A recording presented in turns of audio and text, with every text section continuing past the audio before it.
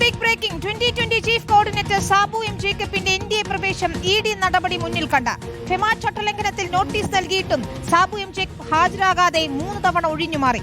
ED notice കിട്ടിയിട്ടുണ്ടെന്ന് സമ്മതിച്ച Sabu M Jacob ED ആവശ്യപ്പെട്ടത് കിറ്റെക്സിന്റെ 5 വർഷത്തെ ബാലൻസ് ഷീറ്റ് മാത്രമാണെന്നാണ് പ്രതികരിച്ചത്. കിറ്റെക്സ് ഗ്രൂപ്പിന്റെ വിദേശ നിക്ഷേപവുമായി ബന്ധപ്പെട്ട് ഫെമ ചട്ടലംഘനം നടന്നുവെന്ന വിവരത്തിന്റെ അടിസ്ഥാനത്തിലാണ് ED കേസെടുത്ത് ദീർഘകാലത്തിന് ശേഷം കഴിഞ്ഞ വർഷമാണ് ഇത് സംബന്ധിച്ച നടപടികൾ ഊർജിതമാക്കിയത്. ആദ്യ നോട്ടീസിൽ സാബു എം ജേക്കബിന്റെ ചാർട്ടേഡ് അക്കൗണ്ടന്റാണ് EDക്ക് മുന്നിൽ ഹാജരായത്. പിന്നീട് 2 തവണ നേരിട്ട് ഹാജരാകണമെന്ന് നിർദ്ദേശിച്ച് നോട്ടീസ് നൽകിയെങ്കിലും സാബു എം ജേക്കബ് ഹാജരായില്ല. ഒപ്പം ED ആവശ്യപ്പെട്ട മുഴുവൻ രേഖകളും ഹാജരാക്കിയില്ല.